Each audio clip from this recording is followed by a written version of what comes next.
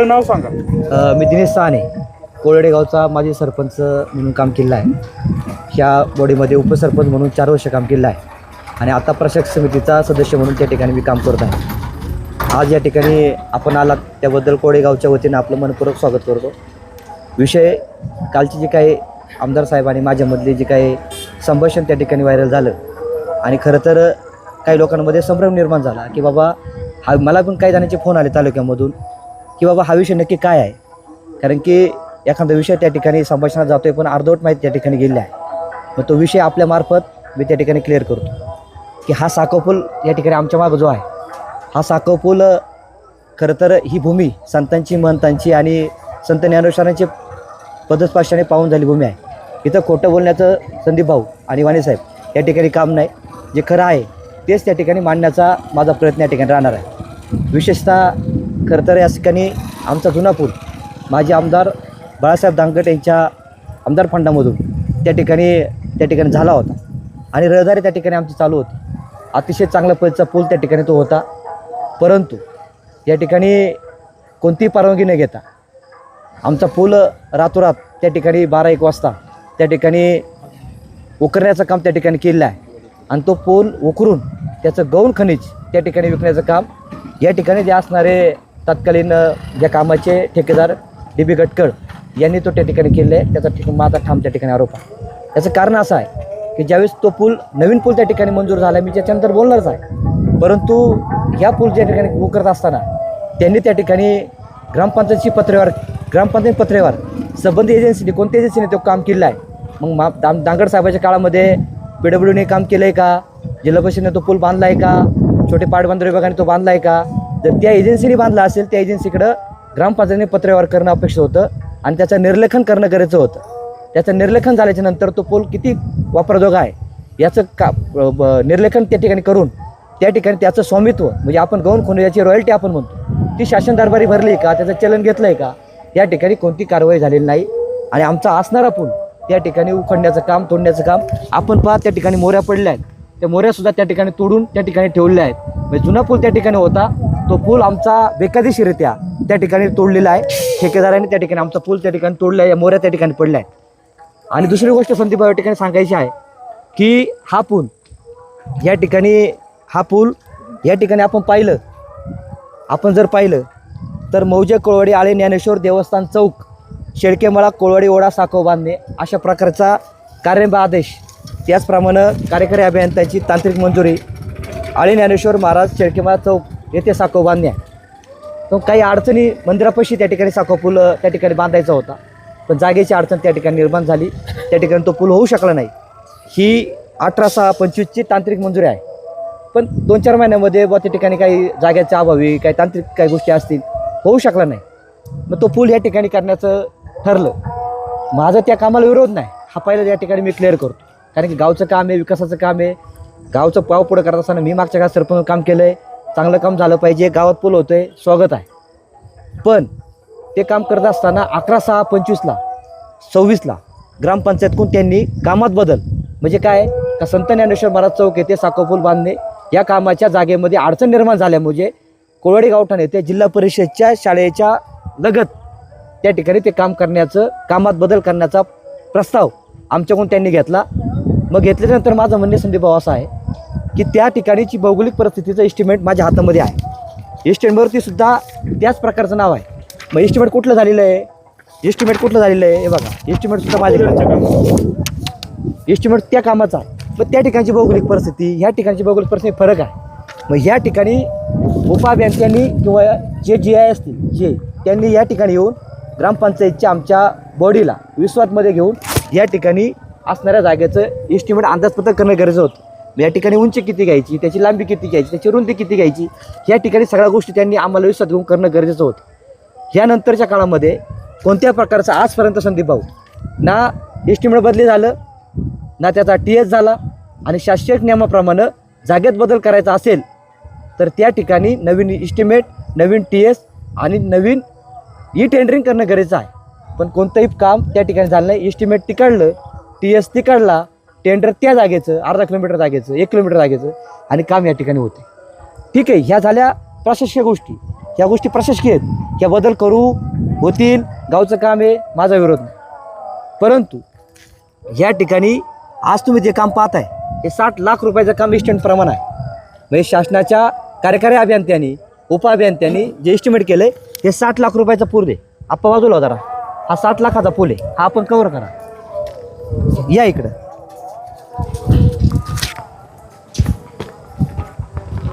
माझी तुम्हाला विनंती आहे, हा पूल तुम्ही पूर्ण कव्हर करा संदीप भाऊ. हा पूल तुम्ही पूर्ण करा. हा 60 लाख रुपयाचा एस्टिमेट आहे. हे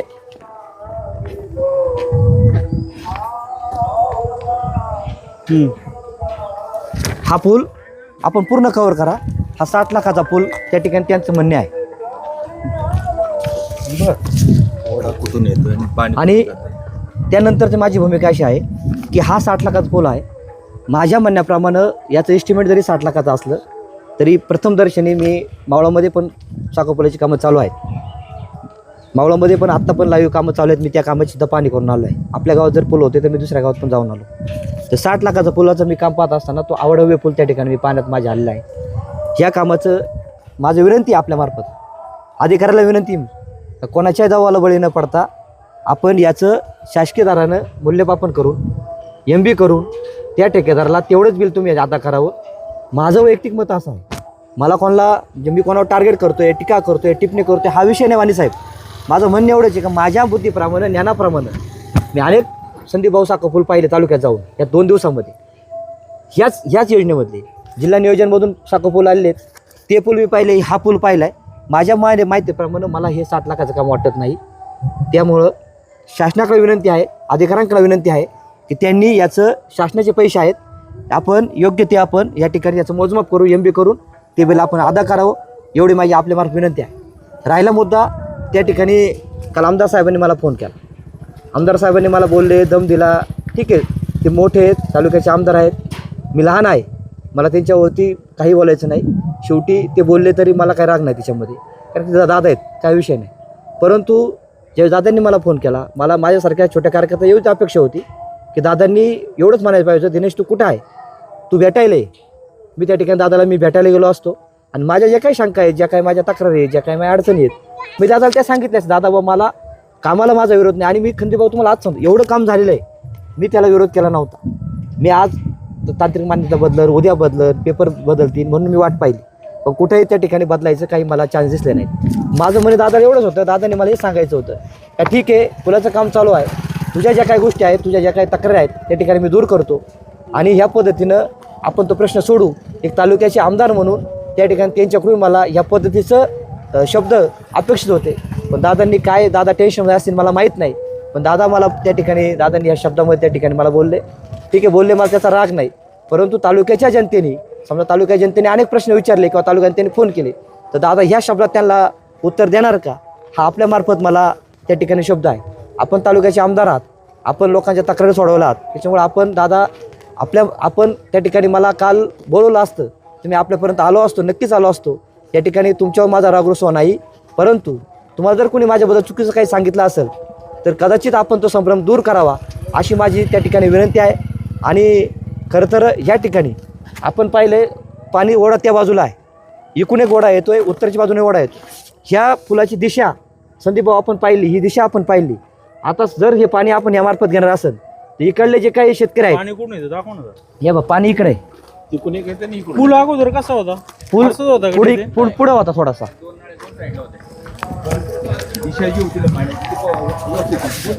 मोरे क्रॉस होता. पाणी इकडे आहे. हा ओढा आहे, हा ओढा आहे. आणि पूल असा आहे, पूल बघा. आणि तो पलीकडून एक ओढा आहे पलीकडून. बरं, मग आता हे आता पाणी कुठून जाणार? आता हे पाणी जर आपण असं घेतोय, इकडून घेतोय, तर हा जो शेतकरी, हा शेतकरी सर इथपर्यंत आहे, इथपर्यंत आहे. ह्या बिचाराचं किती मोठं नुकसान होणार आहे. हे पाणी अगोदर कसं जायचं? पाणी इकडं जातं, नळा होता, तिरपं होतं, इकडं होतं, इथून पाणी जात होतं. असं मी उभं राहिलो ना, इथून पाणी होतं. मी ज्या ठिकाणी उभं आहे का आता, इथून पाणी जात होतं. त्यात बघायचं का या मोऱ्यांमधून? हा मोऱ्यामधून पाणी जात होतं. इथं मोरे पण दिसतंय. हे काय मोरे, हे काय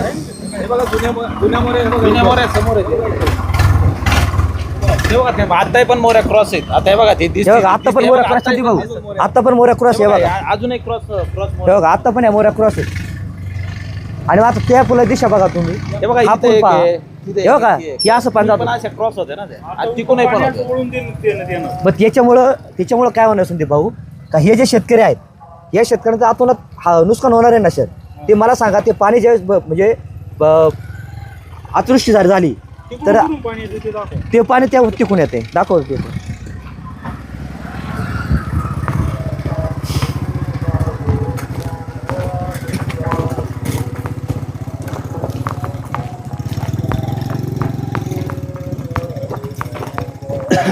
याची पण दिशा नाही.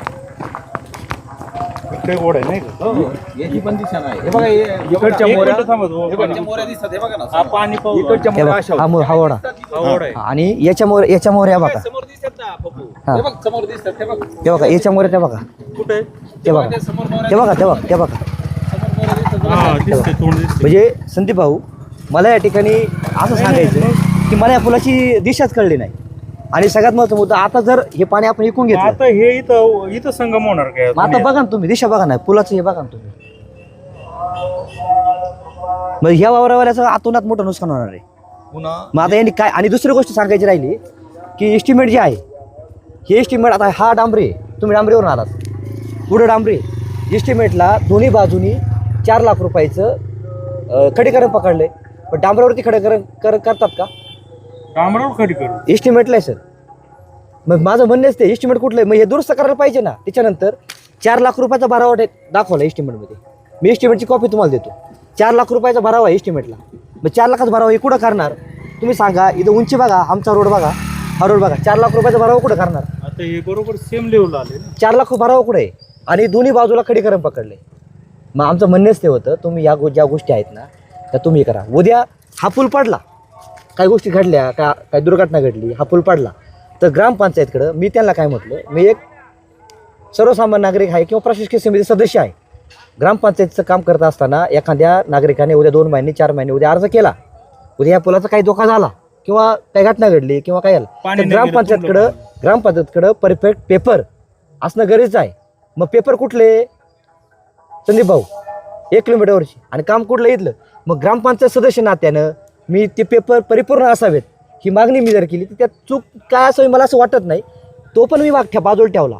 पण कमीत कमी तुम्ही इकडं खडीकरण पकडलंय, तुम्ही 4 लाखाचा भरावा पकडलाय, या गोष्टी तर कमीत कमी ह्या एस्टिमेटला दुरुस्त झालं पाहिजे का नाही संदीप भाऊ? ठेकेदाराचा जाणीवपूर्वक फायदा करून दिला जातोय का? मला असं वाटतंय. त्याच्यामुळं माझं प्रशासनाला विनंती आहे संदीप भाऊ, जर प्रशासनाने याचं मोजमाप करून जर बिल दिलं नाही, हा पैसा कोणाचा आहे? काल आमदार साहेब म्हटले, मी बोललो हा पैसा शासनाचा आहे, आणि मला वाटलं शासनाचा आहे. आम्ही कर भरतोय, दादांच्या माध्यमातून आला आहे, त्यांचं गावच्या वतीने स्वागत आहे, माझ्या वतीनं वैयक्तिक त्यांचं स्वागत आहे. परंतु ते स्वागत करत असताना त्यांच्या आमदार फंडातून म्हणा किंवा त्यांच्या शिफारसीने त्यांनी फंड दिला आहे, त्यांचं स्वागत करतो, जाहीर स्वागत करतो.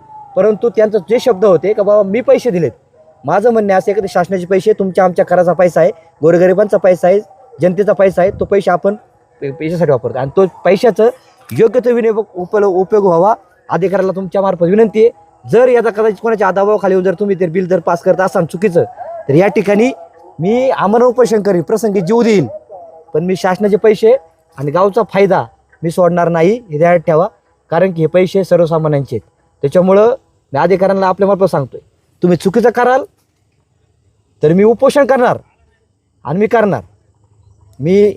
आणि ते पण अजून एक सांगतो, कारण की मी माहिती अधिकाऱ्याला कार्यकर्ता नाही, माझी तुम्ही माहिती आहे का, मी 2017 काम करतोय, सरपंच म्हणून काम केलं, उपसरपंच काम केलं, गावातले अनेक नागरिक माहिती आहे. मी गावाला पण विनंती करतो माझ्या, की मी हे काम आपलं जरी काही समजा आला असं गावचा की बाबा सरपंचांनी ह्या कामामध्ये केले, तर गावाला सुद्धा विनंती आहे माझी की ह्या कामाला माझा विरोध नाही.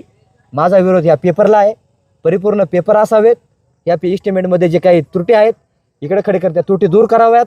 ह्या पद्धतीनं मी ह्या ठिकाणी मी भांडतोय. ह्या कामाला माझा विरोध नाही. हा पूल आपल्या फायद्याचा जरी असला तरी तो पूल आपल्याला करायचा आहे, परंतु तो योग्य आणि बरोबर करायचा आहे, पेपर योग्य करायचे आहेत, अशी आपल्यामार्फत माझ्या कोळवडीच्या जनतेला माझी विनंती आहे. आपण कोणताही भ्रम करू नये, कारण याच्यामध्ये राजकारण होणार आहे. याच्यामध्ये सांगणार का त्याला पूल बंद पाडायचं आहे, त्याला ते काम नको आहे. पण माझी विनंती आहे का बाबा माझं याच्यामध्ये काम बंद पाडण्याची भूमिका नाही. हा पूल लवकरात लवकर झाला पाहिजे, पण कसा झाला पाहिजे, त्याच्याजवळ निधी आहे, त्याच्याजवळ काम आहे, तेवढे पैसे ठेकेदाराला मिळावे. तुमचं म्हणणं आहे टेंडरमध्ये का खर्च कमी आहे आणि पैसे घेणार जास्त. टेंडरमध्ये ज्या चुका आहेत त्या चुका दुरुस्त व्हाव्यात, या ठिकाणी जे पेपर बनावेत आणि या ठिकाणी पेपर ग्रामपंचायत मिळावेत, अशा प्रकारची माझी आपल्या मार्फत मागणी आहे. तुम्ही अतुल बेनकेंचे कार्यकर्ते आहात असे सोशल मीडियाच्या. नाही ठीक आहे ना, मी कार्यकर्ता जरी असलो पण अतुल बेनके हा पार्ट वेगळा आहे, मी एक गावचा नागरिक म्हणून या ठिकाणी बोलतोय. अतुल बेनकेचा जरी मी कार्यकर्ता असलो तरी काही मला बेनके साहेबांनी करायला सांगितलं नाही. मला माझे काही निर्णय आहेत, मला दिसतंय नाही काय ते. आणि एक ध्यानात ठेवा, मी अजून आदरपूर्वक सांगतो, काल दादांनी मला आदरपूर्वक सांगितलं असं सरपंच तू भेटायला ये, तरी मी दादाला भेटायला गेलो असतो, दादांच्या विनंतीला मान दिला असता, दादाला मी माझ्या अडचणी सांगितल्या असता, दादाने जर त्या दूर केल्या असते आधी तर माझं काही म्हणत नव्हतं. संदीप भाऊ, विकासाचं काम आहे, काम झालं पाहिजे. इथं कोणाचा कार्यकर्ता हा माझा अजिबात भ्रम नाही. मला सांगायचं हेच तर मी कार्यकर्ता पैसे खाणारा नाहीच आहे. संदीप भाऊ, माझी तळमळ समजून घ्या. मला काही माझा काही हाच धंदा नाही ना. मी आजपर्यंत तुमची माझी आज पहिली भेट आहे.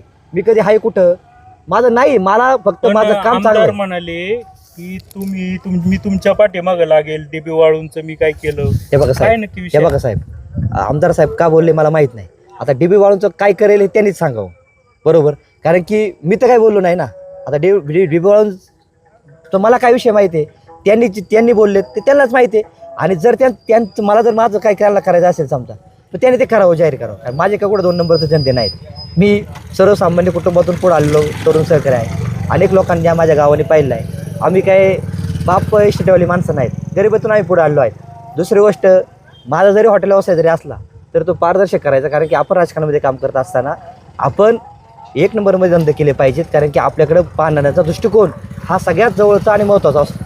त्याच्यामुळं जरी मी हॉटेल व्यवसाय करत असलो तर तो पारदर्शक करतो, 1 नंबरमध्ये व्यवसाय करतो. आपण काचेच्या घरात राहत असो तर आपण दुसऱ्या दगडे मारायचे नाहीत. त्याच्यामुळं करण्याचा डर कशाला. मी माझा कारभार खतरापासून केलेला आहे. बघा संदीप भाऊ, तुमचं मी निर्भीड पत्रकार आहे. मला तुमचा स्वभाव का आवडतो माहिती आहे का? काही निर्भीड जे आहे ते स्पष्ट, आणि जे स्पष्ट आहे ते करावं. आणि दादाला माझी विनंती, दादा तुम्ही मोठे आहेत, श्रेष्ठ आहेत, ज्येष्ठ आहात, ते तुमच्या माग लागणार आहेत. लागू द्या ना, काय अडचण नाही ना. बघा दादा लागले ठीक आहे, ते म्हणले कागदाने लागणार आहे, कागदाने लागू द्या, मी कागदाने त्यांना उत्तर देईल ना, काय हरकत नाही. आणि बघा ते म्हणाले तुम्ही काही केलं तरी अधिकारी माझंच ऐकणार, असं बोलण्याचा रोख होता. तालुक्याचे आमदार आहेत ते. पण माझी विनंती आहे तालुक्याच्या अधिकाऱ्यांना, जे डॉक्युमेंटमध्ये आहेत, डॉक्युमेंटले आहेत, तुम्ही डॉक्युमेंटनी चाला. प्रसंगी मी आमर उपोषण करेन, असं काही नाही. मी आमर उपोषण करायला तयार आहे, मेलो तरी चालेल, आमर उपोषण करेन. दिनेशराव, तुम्ही मगाशी म्हणाले की मला आमदार महोदयांचा फोन आलता. फोन किती वाजता आलता आणि ते काय म्हणाले? साधारण दुपारी 12-1 तास आला असेल. आणि मी माझ्या आईला घेऊन डॉक्टरकडे गेलो होतो. पहिला त्यांनी मला फोन केला होता, पण मी आतमध्ये असल्यामुळं मी काही फोन उचलला नाही. कारण की मी ट्रीटमेंट माझ्या आईची एक चेकअप होतं. आणि नंतर मी दादाला फोन केला, मग दादा मी बोला ना इकडं आलतो. आता ते ऐकलंच सगळ्यांनी. आणि दादा काय म्हणाले ते? नाही तर त्यांनी वाईटमध्ये आहेच ना. त्यांनी विचारलं बा तुम्ही हे बंद केले काम, तू कोणाला विचारलं, काय विचारलं, मी आमदार आहे, मी ठरवेल का कुठं काम करायचे, ते आहे त्याच्यामध्ये आहेच ना. पण माझं एवढंच विनंती होती की त्यांनी मला बोललं असतं झालं असतं. पण बुवा संदीप भाऊ म्हणल्याप्रमाणे मी मागं लागतो, हे करतो, थोडंसं मला ते अवघड वाटलं. ठीक आहे, आता दादा आहेत ते बोललेत, शेवटी ज्येष्ठ आहेत, वयाने मोठे आमदार आहेत. हा, तुमच्या जीवाला धोका आहे? आता धोका म्हटलं असं तर शेवटी आता जीवाला धोका म्हटल्यामुळे नाही, आता धोका आता त्याच्या हिशोबाने धोका असो. आता मी तर काय आता तुम्ही पोलीस संरक्षण मागणार का, पोलीस स्टेशनला अर्ज करणार का, काय? नाही, आता मी बघू आता माझे आता घरचे काय म्हणतील तसे. आता माझे आई वडील आहेत, माझे भाऊ आहेत, माझे सहकारी नाही, दबाव नाही. मी संदीप मी कोणाला घाबरत नाही. आणि सगळ्यात महत्त्वाचा मुद्दा, आपण थोडं बरबडलं असं डिस्टर्ब झाल्यासारखं नाही संदीप, अजिबात नाही. मग मी एवढं स्पष्ट बोलतो ना संदीप, डिस्टर्ब व्हायची काय कारणच नाही ना. मी माझं मत तुमच्याकडे मांडलंय, या कामाला माझा विरोध नाही. मी दादाला सुद्धा फोन होती हेच बोलतो, तुम्ही ऐका परत. दादा माझा विरोध नाही, पण दादाने माझं ऐकून घेतलं नाही. माझे जर अडचणी ऐकल्यास दादाने सुद्धा क्लिअर उत्तर झाला असताना. आणि डिस्टर्ब होण्याचं काही कारण नाही. माझ्या जीवाचं जर उद्या काय झालं समजा तर ते जनतेला माहिती काय झालं तर ते उद्या काय विषय नाही. झालं माझं तर ते जनता पाहिजे ना, कोणी केले काय केले, काय हरकत नाही. आणि हे जे आहेत हे रामचंद्र अप्पा साने यांचं इथं घर आहे, यांची ही शेती इथपर्यंत आहे, त्यांचं थोडंसं घ्या काय बोलतं त्यांचं मत त्यांना मांडायचं. काय सांग बाबा, काय तुम्हाला सांगायचं? नाही हे जे हा पूल ज्या वेळेला मला समजलं होणार आहे त्यावेळेला मी ग्रामपंचायत लेटर दिलेलं आहे ऑफिशियल. पुन्हा PWDचे भेट साहेब आहेत ना, त्यांना पण लेटर दिलेलं आहे. ही जी आहे याची तुम्ही उंची वाढवू नका. उंची वाढवा म्हणजे काय, फक्त मोऱ्यांची रुंदी आहे ना, म्हणजे मोऱ्यांची रुंदी वाढवा जेणेकरून पाणी पास होईल. पण त्यांनी त्या पद्धतीने कुठलाही विचार केला नाही आणि मला अजूनपर्यंत कुठलंही लिखित उत्तर दिलं नाही. या बाजूने पण मीच आहे, ह्या बाजूने पण मीच आहे. माझी मोजणीप्रमाणे हद्द पूर्ण त्या भिंतीपर्यंत येते, एवढा माझ्या हद्दीमध्ये येतो. तरी पण मी म्हटलं चला बघ, सार्वजनिक काम आहे, चांगलं काम आहे, ते होऊ द्या, हरकत नाही आहे. आणि ही जी उंची आहे ना, ही ते शिवमंदिराचं दिसतं का ते झाडवरचं, तिथपर्यंत उंची जाणार आहे.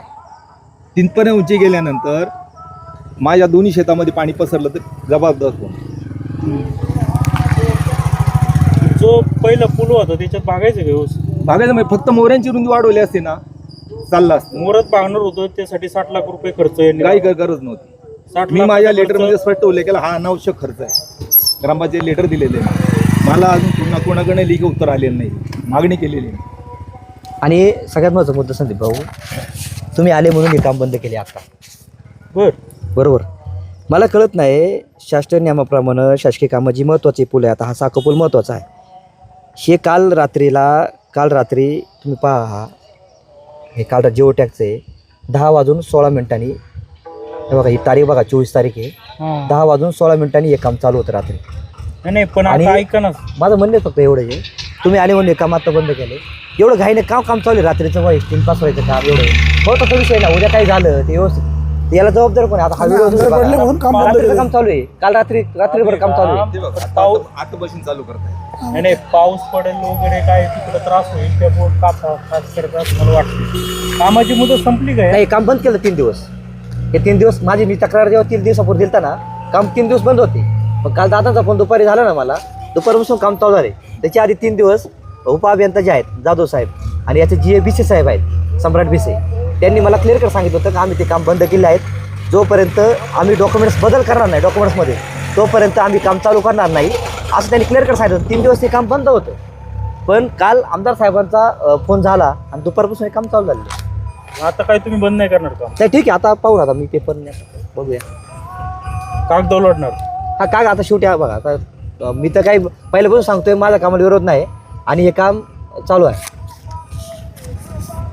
परत या दिशा बदलल्यामुळं आता हे जे पाणी बाहेर पडणार आहे, हे कुठं पडणार आहे बघा, पूर्ण रस्ता उखडणार आहे. जो जुना खडीकरण केलं ना, ते पूर्ण रस्ता उखडून जाणार आहे आणि त्याच्यानंतर आमच्या जमिनीला भाग कोरीत जाणार आहे. चालेल.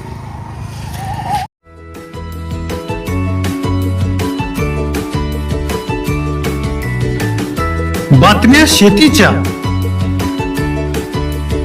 बातम्या मातीच्या, बातम्या अन्यायाच्या, गुन्हेगारीच्या,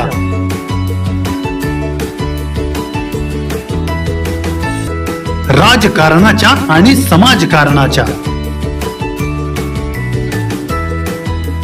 शोषणाविरुद्ध बुलंद आवाज, जनसामान्यांच्या हुंकाराची गाज, सत्कार्याला प्रोत्साहन,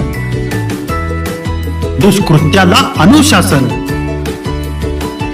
निर्भीड, निस्पृह, सडेतोड, बेधडक आणि रोखटोक म्हणजेच विघ्नहर टाइम्स. शोध बातमीचा, ध्यास सत्याचा. आपलं चॅनल, आपली बातमी. सबस्क्राईब तर कराच, पण बेल आयकॉनवर क्लिक करायलाही विसरू नका.